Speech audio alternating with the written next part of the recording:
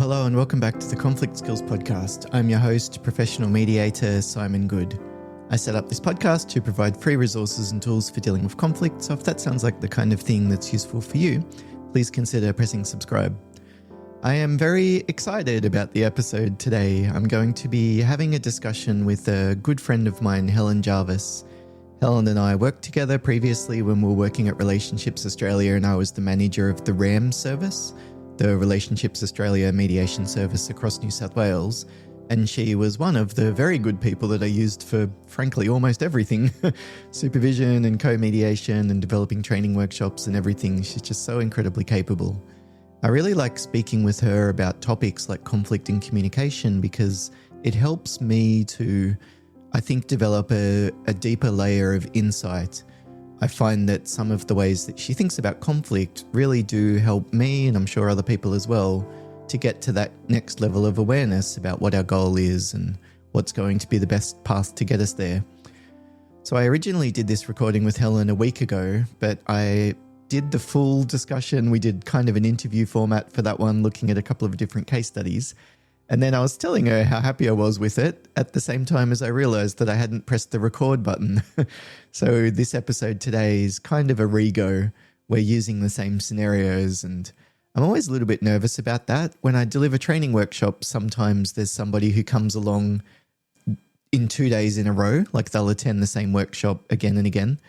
And I find that I'm a little bit like a comedian. I've got particular little phrasings or little interactive exercises that I might use or something similar. And if you already know what's coming, I don't think that you necessarily get the full amount of benefit from the session, certainly not the same amount of enjoyment. But when we did these scenarios again, I found that we went to another layer of deeper analysis, which I found really helpful. So we're looking at 3 different case studies where you're in the accidental mediator position. You've got some conflict going on around you and you need to decide whether or not you get involved. And if you do decide to get involved, what should you actually do? So you'll hear from me and Helen about some of our initial thoughts about the 3 different conflict case studies that we'll go through, and then hearing us discuss some of the options that we might consider. So obviously Helen and I will have a particular style, and we've got an approach that we've refined over the years. Sometimes it works, sometimes it doesn't. And it's likely that you'll have a different style to either of us. So I just wanted to name at the outset that this isn't necessarily about solving these problems. Like, we're not trying to present this is the number one path forward. In fact, I think multiple people might deal with the same types of conflict very differently.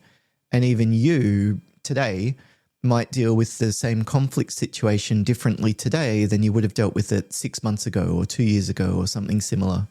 So it's not about right and wrong. And if you've dealt with these kind of situations, obviously I hope that that would be helpful for you. But even if you're dealing with different kinds of conflict, but you're still finding yourself in that accidental mediator chair, well, my hope is that you'll be able to take some of the ideas that we present and translate them into the other context. If it's useful, I'd be incredibly grateful if you would consider pressing like and consider subscribing if you want more resources. And let me know what you reckon. Do you like Helen and her approach? Would you like me to do more of these sort of discussion style podcast episodes moving forward? I'd love to hear from you. If you want to just leave a comment below, that's perfectly fine. Or if you want to shoot me an email, it's simon@simongoode.com. But yeah, I hope that it's useful. Enjoy the episode. Thank you. All right. Well, Helen, thank you very much for joining me again. This is a rerun of the discussion that we had last week, looking at a couple of scenarios. So as I've explained, we're going to look through a couple of different case studies in a moment and just gather each of our respective thoughts. Helen, could you just give me a bit of an intro for people who aren't familiar with you and your background? Yeah, sure, Simon. Happy to. My working life has really been in 3 phases. So I started in organisation change management consulting, helping workplaces navigate change, then retrained as a counsellor and worked primarily actually with adolescents, but also with some parents to an extent as well. And then in this 3rd phase of my working life, I've been working as a mediator and also running workshops for workplaces on the skills that people need to have those difficult conversations. I run a social enterprise at the moment called Ripple Learning, and all profits from what we do go to effective youth mental health organisations. Oh, thank you so much, Helen. This is an impromptu question that I'm springing on you. I just thought of it. But how would you describe your style in terms of dealing with conflict or as a mediator?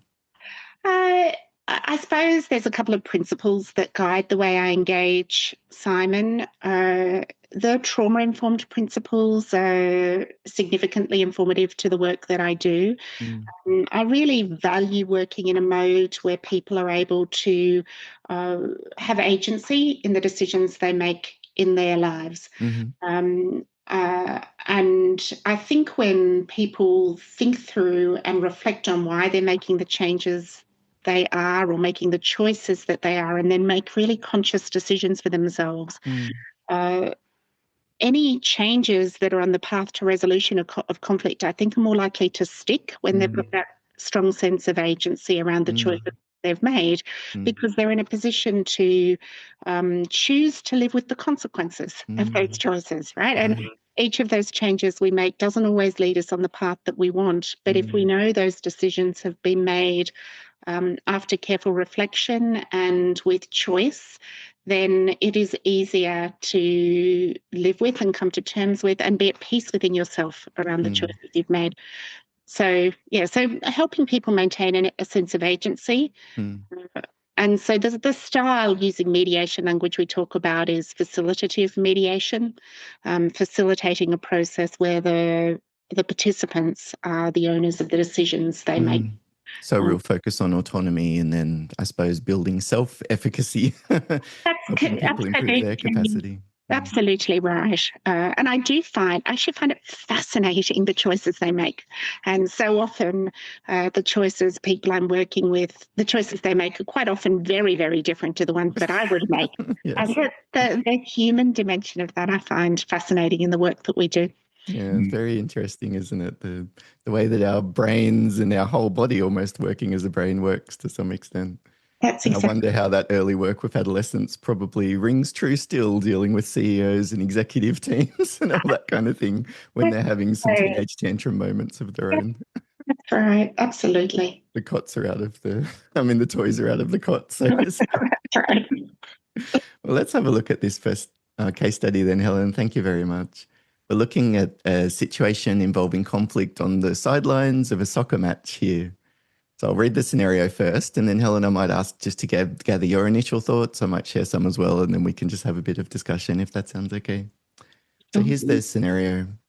You're at a soccer match for under nines when an argument erupts between the referee and one of the other parents. Accusations of bias and capacity arise. For example, are you blind or are you really this stupid? And I suppose we can probably imagine a few expletives added in there along the way too. The ref says that if another comment is made, the parent will be kicked off the field.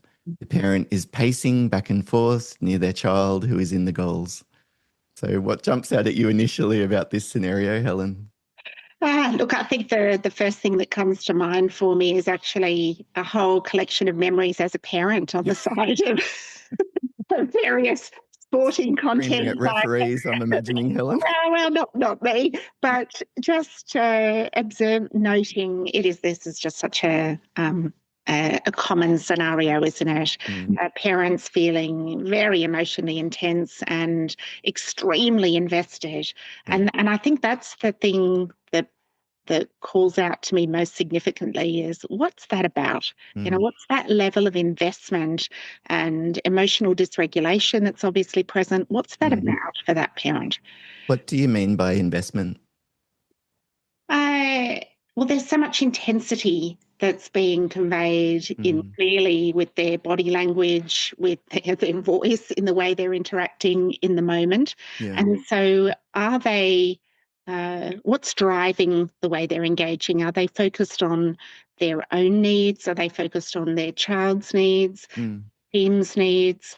They're probably not making conscious choices, right? But there'll be something that's sitting underneath all of that that's really driving the way they're engaging. And so in some moments like that, I find myself instantly curious. What is it that's happening for them that is driving this subconscious, because it's that kind of behaviour in the moment is not a conscious choice that they're making. It's very reactive in the moment response. What's driving that for them? Where's that coming from? Yeah, especially if they're not rationally aware of it or deciding that this is what I should do. That's right. That's right. And most of the time in these kind of highly emotionally charged circumstances, at least at the first instance, they're not conscious choices that are being made. There's this very reactive emotional response in the situation. It's an interesting metaphor, isn't it? If we invest money in something, then we're going to collect the interest. You know what I mean? It's like we're doing it and then we're going to be left with the outcome of that investment. If I invest money in a business and it fails, then I'm not going to be left with very much. If it goes well, I'll be left with a lot. Yeah, you're right. It's a relevant metaphor, actually, that often those financial choices are being made really consciously and these emotional ones aren't typically, at least in the first instance. But if we invest money in a bank, we're like handing over something that's not us. Whereas when we talk about investment in the conflict, it's almost like we're captured by it to some extent as an amount of us that gets consumed by the conflict. Yeah. And probably we'll be left with the net result afterwards as well, whether that's feeling embarrassed or better relationships or worse relationships with the people around us. And that's also true for the observers. Yeah. For us observing if we're another parent on the sideline or whether the same team, the other team, all of us become in some ways parties to the conflict by the choices that we make next. Do you have any questions that you ask people like this to get them to reflect on that or as a way of developing insight? So the timing of these questions, I think, makes sense, is really important, Simon. As I said, I'm curious about what's the goal here for this person, and they probably don't know it in the moment. Now, to ask that question is going to bring a challenge to them at a level that they probably can't tolerate in the They'll first. get defensive. That's right. Yeah. That's right. So before I can have that question, if I was going to engage with this parent, and we'll come back to that choice perhaps, but if I was going to engage with this parent, before exploring what's happening for them and where this is coming from, they're going to be needed to support to de-escalate the emotions and the intensity of how they're engaging so that the conversation can actually happen in a useful and fruitful way. Yeah. So the first step is always going to be to seek to understand what's occurring for them and to support them in a very active way to feel really heard in the moment before we could invite them into an exploration of where that's coming from or how to solve it, right? But before that discussion, you would really focus on de-escalation, lowering the energy, lowering the intensity, slowing down a little bit, those kind of aspects? Well, yes, if I'm going to engage at all. So if I'm cast as that other parent that's sitting on the sidelines, particularly given the professional background you and I both have, the temptation is always to leap in and to support a path forward. Well, it is. There's some conflict. I can mediate my way out of this. That's right. But it is important to think what purpose, I think. If I am going to engage, what's my goal here? And whose needs am I meeting and why? Is my goal to make the environment more comfortable for everybody? Is the goal to support that parent's 9-year-old to feel more comfortable and enjoy the game? To what extent am I concerned about my child's relationship with that child? Am I concerned about the ref's experience? What are the dynamics between the other parents? There's a lot of questions to ask myself, and often we're doing this very rapidly, aren't we, in the moment, but to consider whose needs am I meeting? Am I meeting mine because I think I could add value here? Am I focused or I want to save my energy or whatever. Right. Let's make sure this is purposeful. Whose needs would I be meeting and why would I be meeting those needs before choosing to engage? So a couple of deep breaths to help your thinking get clear before you do anything, I suppose. Right. And also, is this the right time?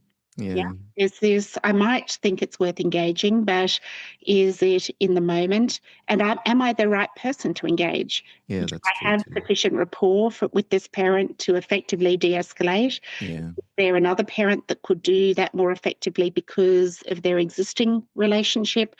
Or structurally, is that the role of the team manager or indeed of the ref to manage that situation? Because just because I could doesn't mean I should or that I'm the best possible person to navigate it.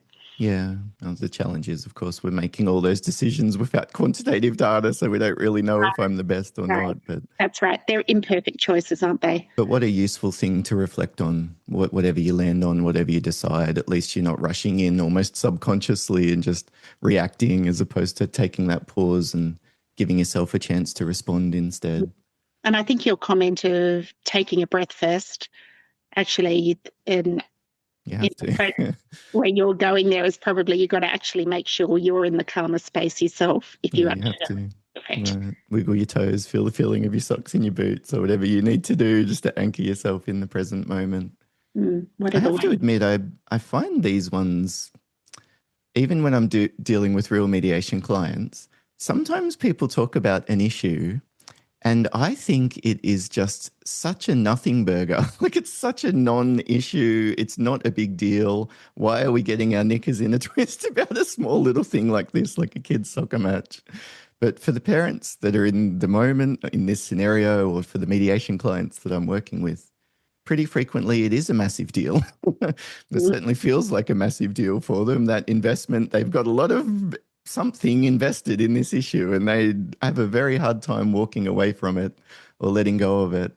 And I can remember I used to ask clients questions like, what's the big deal? Like, why is this getting under your skin so much? It doesn't sound like it's that serious. What's happening? It was almost insulting to them. Like, how dare you dismiss the thing that I'm angry about? You need to understand what an evil, a-hole my ex-partner is or whatever. And then it would just probably initiate a bit more of a tirade. But just acknowledging it, it feels really full on, doesn't it? These situations can be really tricky. Oh man, managing a ref that's got a different style to us, it can be so frustrating, especially when you see your kid sitting on the sideline. Like we almost need to normalize and acknowledge that this feels really intense and this feels really important. And then let's think about the best way to deal with it. And ironically, then you often realize, oh, it's not such a big deal. And actually, I don't need to do anything right now. Or there's nothing that I can do right now, or whatever. It's this really interesting sort of irony, isn't it? That the things that feel really big in the moment aren't, but you can't just deal with that so directly as to say, I think that you're overreacting. mm, Don't mm. know. Do you come across similar situations yourself? Absolutely. And just watching you talk about it, Simon, and even, kind of clenching your fists as you describe that scenario, not for you personally, but the trying to understand why it is so important to them.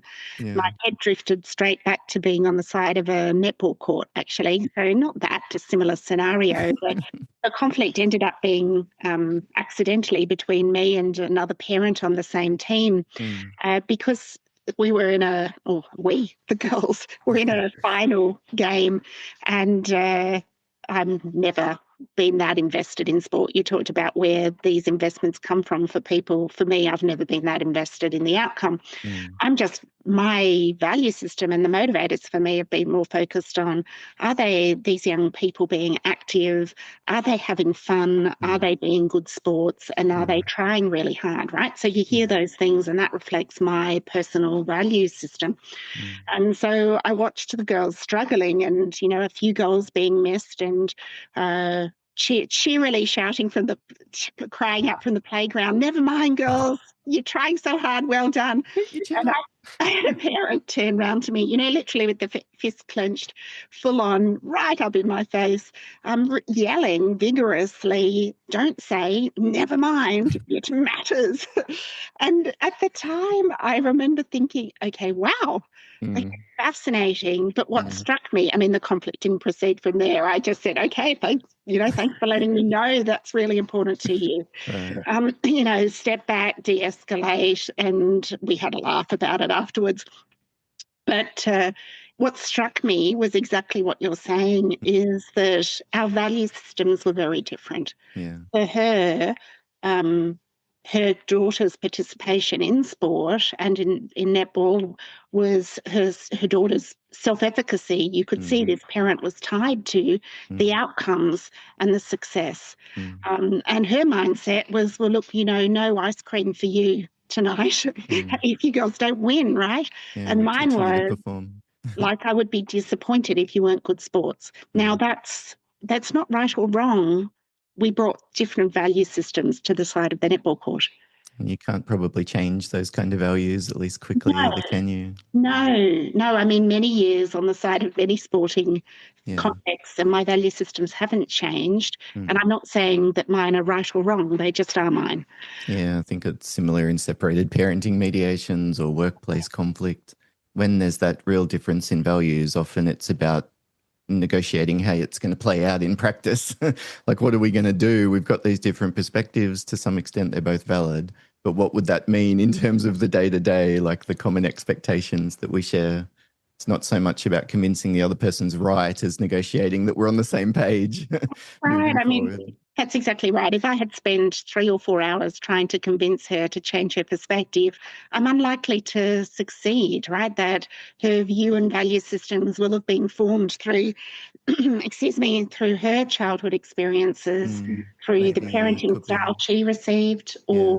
or a reaction to that. Yeah, there certainly could be all of those different, all of the above. Or maybe she's had too much coffee that morning. Or Maybe, or a bad week. Yeah, bad week. Yeah, that's right. An argument with a different parent that was saying that's okay when they were 40 down or something like that. Right. Thank you so much, Helen. Let's have a look at the next case study, but I'm sure there's some elements that resonate with a lot of other people in what you've shared there as well.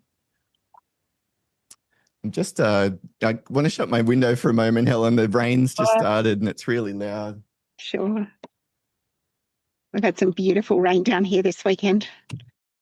Well, let's have a look at the next case study. Here we're looking at a conflict in a local neighbourhood. We've got one of our neighbours that's upset about a different person who lives on the street driving too fast, and probably, Helen, a similar situation where we're needing to decide whether or not we engage at all, and if so, what do we do? So I'll read the case study now, and then maybe we can have a bit of discussion and share some thoughts. You are chatting with a neighbour, Mark, who begins complaining about another person who lives on your street. Mark says the neighbour has been driving incredibly dangerously and they are completely sick of it. He says he's going to knock on the other guy's door and give him a piece of his mind. Mark has previously had altercations with other neighbours in the neighbourhood, leading to yelling matches and rifts. I'll share the scenario so we can see ourselves a little bit better this time around, Helen. The neighbourhood conflict. Initial thoughts? Look, the starting point for me is always in the same place, I think, Simon. And you went to that question of do we engage or do we not engage? But it comes back to each time, if I am going to engage, whose needs am I going to matter and why? That in parallel with curiosity around what's going on for Mark, because the two sit together. I can't effectively make decisions around whether I want to engage unless I'm gathering some information and being curious about what's going on for Mark. Otherwise, I'm making assumptions, right? And so, particularly in this situation, a little bit different to the side of the soccer field where perhaps there isn't time for that long conversation. I could have a conversation with Mark and really try to understand what's happening for him, what's driving this. Now, there's quite possibly a backstory here, and I could well have been having many conversations with him. Maybe I do have enough knowledge already. But let's assume for a minute that I haven't spoken with him about it. I've heard that he's argued with others, and this is the first time he's really talking with me. If that's the case, then I want to ask him lots of questions. Mark, what is it? What behaviours have you observed when you say he's driving dangerously? What is it that you've seen him do? What is it that you fear will happen when he's driving dangerously? And then in the process of doing that, as I ask those questions, I'm going to want to intersperse that with lots of acknowledging of his perspective. Now, I'm not going to agree ever with what he's saying because I'm only ever hearing one side of the story. I don't know what the facts are and whether the other person is or isn't driving dangerously, but that is Mark's view. So I'm going to ask curious questions and then press replay on the tape recorder and just play back what I've heard him say. Using his words, you mean? Words, yeah. It sounds like you're really concerned about. I gather what you fear here is. And then follow-up questions, always open ones. Can you tell me a bit more, Mark, about how often you've seen that happen? And I can hear one of the options you're considering is going and knocking on his door. What's your thoughts on what will happen if you do that? What other options have you considered? Lots and lots of open questions, and always adding summaries in between. So I'm going to start in a curious space to gather information before I consider whether I'm going to express a view, whether I'm going to engage as a stakeholder, or pop on that mediator hat, or whether I'm going to choose to then, having gathered information, might choose to step out altogether. But gathering information is probably the first point for me. What about you? It's true. You are a stakeholder in this one, isn't it? It's a little bit different. Well, I suppose on the sideline of the soccer team, you sort of are a stakeholder as well. Often we are stakeholders. And so I was going to say, I suppose similar that I would also decide whether or not to engage, but given the fact that Mark's talking to me and the other guy's not here, I think I almost always would listen to him. Like in practice, unless I was in a rush or I just was so annoyed at Mark or I was tired or something, I probably would listen to him at the least. So to be honest, I think I would. Even though I might consciously be thinking, oh, I don't know if I want to get mixed up in all of this kind of thing, but I probably would listen. But even that's a little bit of a risk. Like I'm very conscious of being brought into these triangle kind of relationships where it's you and me against somebody else. And I think it's a really dangerous kind of intimacy almost. Like it's a dangerous kind of connection. We feel great. We feel like we're really good friends because we're on the same team against this other person. But inherently, I think then what we're working with is a culture where at a different day, it might be you two against me. Do you know what I mean? It's not all of us in together and collaborative. It's me against you, and it's who's on my team and who's on the other team kind of thing. So I'm really nervous almost about that with Mark. I don't want to be drawn into bitching about the other guy and whatever else he's done and all that kind of stuff. Even because it's the kind of stuff that I have trouble forgetting. Like if I've got something I need to concentrate on this afternoon, I'll be replaying the conversation that I had with Mark in my head. So that nuance of do I get involved or not get involved because I am in, I've sort of, I think, been a little bit snake bitten by a few friendships and a few relationships with neighbours. And I've learned just to tread a little bit more carefully, a little bit more slowly. Those real, your best friends from the moment that you meet, they're good. And sometimes you will be best friends forever. But sometimes that can shift pretty dramatically. And there's a 180 when they start bitching about someone else that you're friends with or something. So I'd probably listen to Mark, but really do my best not to share my perspective, if you know what I mean. Like we do that all the time as mediators. It sounds like what you're saying is this. From your perspective, it's this. From how you see things, it's this. From what you've observed, it's this. From what you're thinking about, it's this.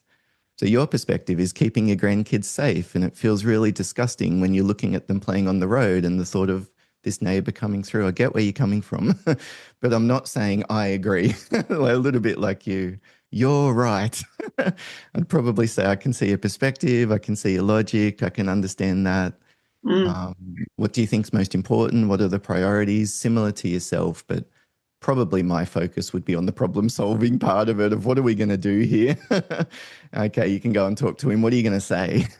How's that going to play out? What if he gets pissed off at you and slams his door in your face? What if he says yes, but then he keeps driving fast afterwards? Like a little bit of that exploration around the tentative possibilities.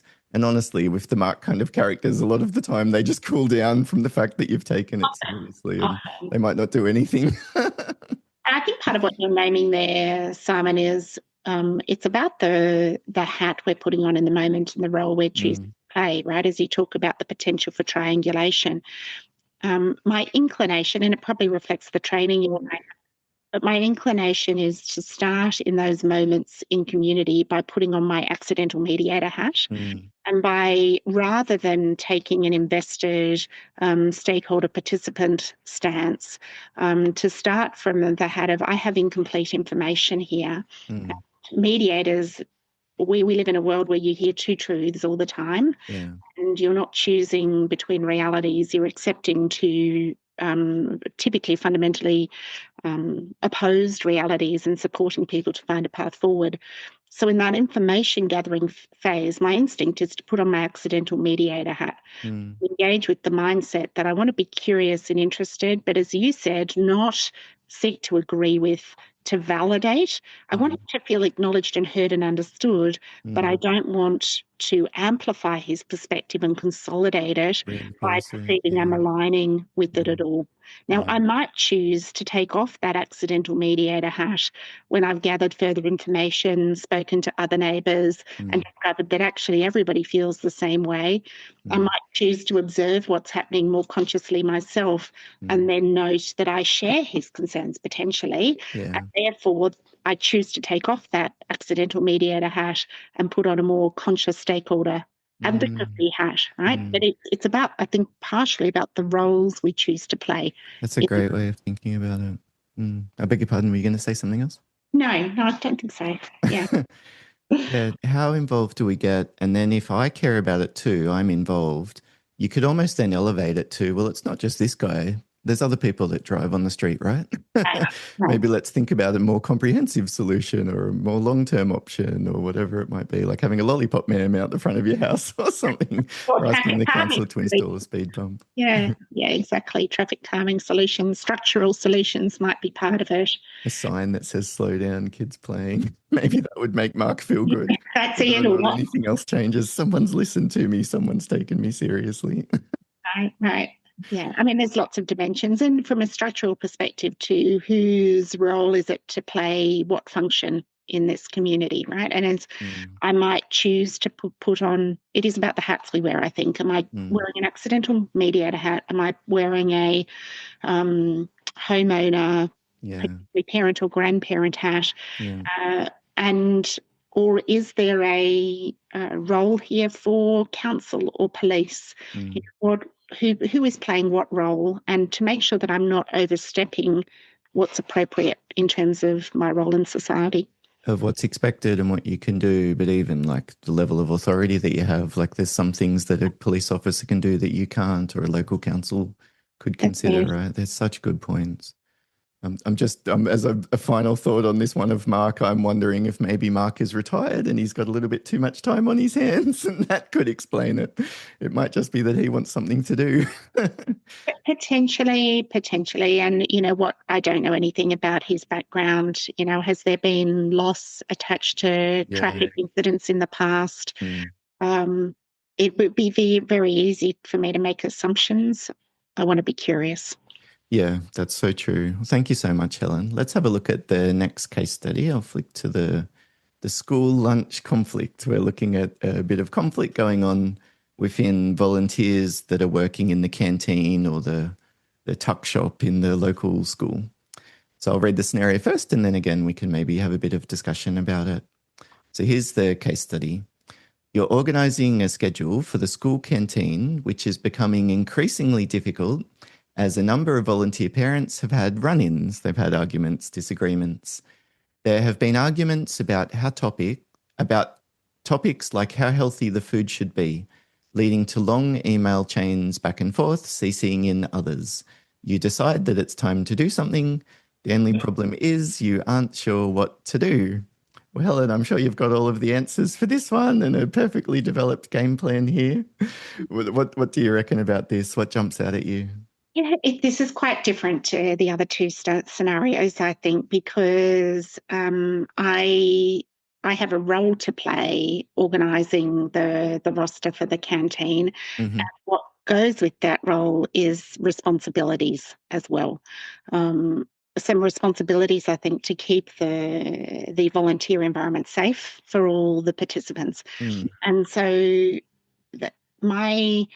I might want to gather a little bit more information here, but if I've been watching communication escalate between community members, my instinct is actually move towards some containment strategies quite promptly, to move the dialogue and environment into a safer place as much as possible. And there is lots that can be done to bring people on the journey. You and I started today talking about how much I value people being able to make their own informed choices and to be able to take people on the journey. But I also think in a situation like this, I have a responsibility to create safety to the maximum extent possible.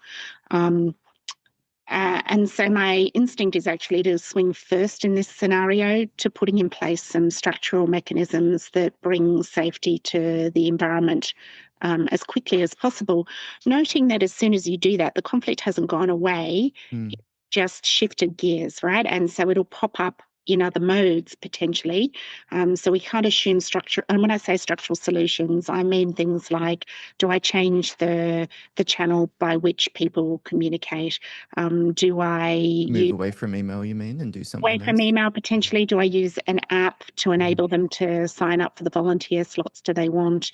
Yeah. Do I send an email establishing here's some ground rules and I'm really keen to consult and get your views, but in the first instance, these are the ground rules we'll put in place to for keep communication itself, you mean? Yeah, great idea. I'd go first of all to some structure, but then create space for resistance, for pushback, for alternative views coming to me rather than encouraging that dialogue with each other.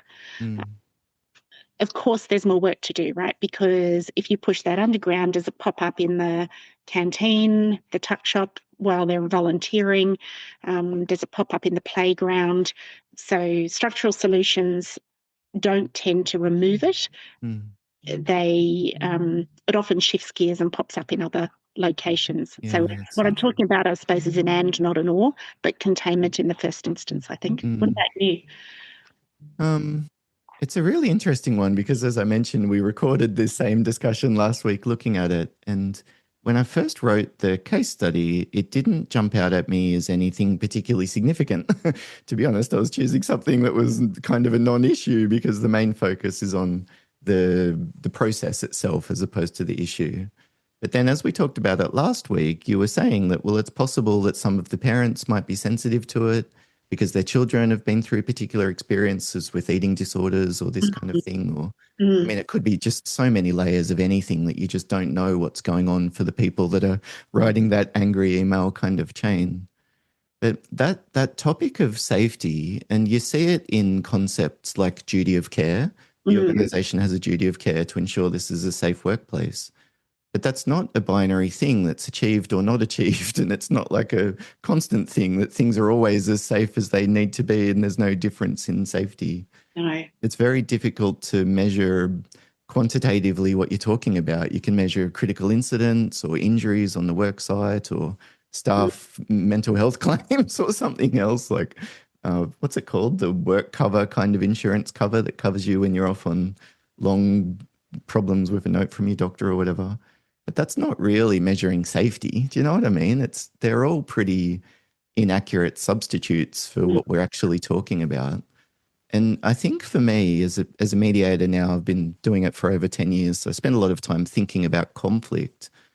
It's a really challenging topic to discuss within teams, within organizations or families even. Yes. Like if a parent's sending their kid to the other parent who they've separated from, I'm worried about safety, but what am I worried about? Like, how safe should things be? How do we even figure out how to intervene with this aspect, let alone measure where we're at?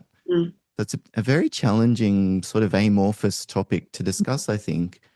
I don't know that it means we shouldn't talk about it. I still think it's important. But you probably need to begin with the understanding that we're all going to be starting from a different subjective point of what level of risk or what level of difficult conversations or what level of criticism or what level of anything we're comfortable with. Because you could always say it's not safe if my boss gives me feedback, I don't feel safe. But that doesn't mean that it's not appropriate for your boss to give you feedback, right? So it's very challenging. And I think if we were peeling the onion and figuring out what's going on, underneath all of that is a challenge with the way that people interpret pain. Like, is pain and suffering okay or not? Should pain and suffering be avoided? When? In which cases? Because if we're talking about an email that someone might be offended by, or they feel bad because their kid's affected, their feelings are hurt. It's not like a measurable thing. I mean, maybe you could scan their brain and look at different sections activated with an MRI or something, but you're not going to be able to say I'm 30% sadder than I was yesterday because of that comment that you made. But on the other hand, we have a duty of care to ensure that there's this safe forum to work and to have these kind of discussions. Mm. I just always end up naming that dilemma with the people that I work with and saying to them, well, I suppose the important thing is how are you going to treat each other? What's going to be happening? What would the structure look like that helps you feel more safe? Mm. And that's, so it becomes almost an aspiration that we're working towards instead of like a prerequisite that if things aren't safe, we need to do something. Well, of course, but you also need to acknowledge that you might not get that very clear traffic light signal kind of thing of red light, green light, yellow light kind of thing. I think you often don't. And the notion that safety isn't a binary, I think, makes a lot of sense. Yeah, particularly on a topic like food and the concept of what is healthy food or not healthy food. I'm conscious that what the stats are in Australia around that, and that's where I'm based. In Being Australia, very prevalent, you mean? yeah. So, and Yeah. I'm sure it's not just Australia, but the stats in Australia are that 1.1 million Australians, which is about 4% of the population, are living with eating disorders. Yeah, about 4%. And about 10.5% of the population will have or will experience eating disorders at some point in their life. They're that come from the Butterfly Foundation. And so if we think about that in those terms, if you've got a community of parents who are volunteering in a tuck shop, what I don't know is what their individual personal baselines are around what they can tolerate without the conversation pushing them into actually what could be a very unhealthy or dangerous zone from them from a mental health perspective. And so I think the care we need to take around safety is acknowledging that we can't presume that everybody enters this conversation from the same mental health baseline at the same point in time. People move in and out of good and bad mental health over their lifetime. That's true with eating disorders as with many mental illnesses. But what we don't know very often is what's sitting under the surface and what the degree of vulnerability is. And I might come into the conversation thinking, I don't love conversations about food and healthy eating. I prefer to be respectful of everybody's value system. But I'm certainly not going to be made hurt or more vulnerable by the conversation. Whereas there are others that in having that dialogue, we could create more risk in their world and trigger something for them, which adds more vulnerability. And so again, coming back to that role we play, if our part of our role is to keep the environment safe, we need to acknowledge that there could be some in the mix, either as a parent or indeed a parent of a child navigating an eating disorder. We talk about 4% of the population. Well, when you think about how many of those parents might be also concerned for their children, the percentage of that group might even be higher. Or a sibling, right? Or some family member or a nephew or a niece or something. Yeah. So it isn't just about, in that situation, it's not then just about the value systems that we bring and our differing views, the different research, the different knowledge bases we bring, our different perspectives on the way our individual bodies react to food. It's also then about the safety of well-being of a cohort that's in a far more vulnerable place at that point in time. The kids, you mean themselves? The kids and also if they're living with an eating disorder too, that could be fueling their thinking. It could be the children, it could be the parents. Hence my instinct to go to how do we contain safety in the first instance and then what next, right? Laughing about the safety of having a block of chocolate in my fridge, and it wasn't very safe last night because I trod on that landmine very, very thoroughly. And that's not a bad thing, Simon. Like, anyway, perhaps us getting interviewed, the conversation around food's not helpful to the audience, but it's a good example though of it's a topic that people might not think about as safety, but then as you're saying, this might be the perspective that a lot of people have. And it's difficult to divorce it from that, like to say that this comment's not inappropriate. You're not going to convince them about that. It's often better, I think, to focus on the behavior. Okay, so it sounds like when those comments are made, that really affects you. So would it be helpful if we could communicate moving forward without that kind of thing? Or it's like it's not so much like you're making a big deal out of it. It's saying, okay, it's this kind of a situation. It's this kind of issue. It's when the person organising sends you the roster in this way, that's the thing that affects you. So whether or not you agree with their reason, it's because I grew up like this or my kid's been affected by this. you might still be able to negotiate just how you're going to treat each other.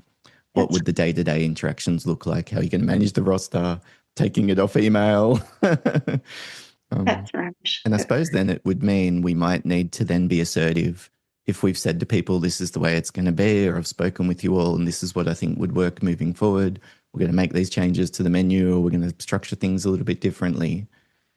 To some extent, that has to be a full stop. It has to be like, this is what we're doing. I'm the person that's in charge of the schedule and this is what's going to be happening moving forward. Happy to discuss it and tweak it, but this is the plan. And then if you're getting pushback, you might then need to talk to the volunteer and say, look, what's going on? This is what we expected. It sounds like you're still upset about this, or you're not willing to do this or whatever. And it might mean then that you need to make decisions like not having volunteers or moving people into different working days so that they're not overlapping, or all of those kind of elements. Reducing the amount of time you give people. You might need to reduce the amount of authority that some of the volunteers within the team have if that's creating disruption and conflict. Yeah, it's probably the discussion is the beginning of it and a way of figuring out where you should be going and getting your compass. And then after that, you need to then chart the plan and then follow the path. You do. And my head slipped back to the first phase of my working life and that journey of navigate planning change and navigating change. And conscious, we're talking about moving decisively to create safety in the moment, but because you make a change, that will always have follow-through consequences. If I've got the time, my inclination would be then to reach out to those who I know have been communicating most strongly in the dialogue, that I can see the emotions are running more strongly for, and invite individual dialogue between them and me, so just a coffee or a chat, and to give them space to express their frustration with me if they're not happy with the containment strategies I've put in place, because I'd rather that conflict is allowed to emerge and come up directly with me than bubble up and pop up in another context. Maybe it's someone else. Yeah. Right, that's right. Invite the dialogue, let them feel heard, help them feel acknowledged, and still, as you observed, hold the line around the decisions I've made around what's going to create a safer environment. We're a good combination, I think, Helen, because I would have just said too bad, too sad. This is how it is. I've heard all this before. You've had a chance to have your say. I'm not going to meet you for another coffee. What a lovely way of ending with our different perspectives and probably different styles that we would use. I think part of what happens for me there is I see the opportunity for psychoeducation to Simon, and that strong emotional reaction might support them not having been able to see the other person's perspective. I completely agree. Yeah, but it depends on how much time I've got available. You've got to be practical with what energy you've got. But I mean, I've worked with you, Helen. We've known each other for a while, and you do plant a lot of seeds as you go through your day. It's like, I'll just be a bit kind to this person or be a bit reflective in what they're telling me or something. So you're helping them, but you might not get to see the change that happens afterwards. It might be planting the seed and then sending them off, and maybe they'll remember that Helen listened to them and gave them a bit of time, so that next time they're feeling hard done by and no one listens, well, there might be a point of difference now, whereas before it was always true, so to speak, and becoming a self-fulfilling prophecy, I think, to some extent with some of these people. Creating ripples for change. Well, there you go. And Ripple Learning, Helen, is ripplelearning.com.au. Is that the best place for people to go to learn more about you and your training workshops on conflict, communication, assertiveness, the accidental mediator kind of areas, or other courses like stress management, self-care, burnout prevention, or accidental counsel is another one that you do that I really like as well. Helen, thank you so much for joining me. It's been really enjoyable. Thank you. You're welcome. I've enjoyed it too. Thanks, Simon. Well, hopefully we'll have a chance to do it again, but otherwise, what if we leave it there? That's great. All right.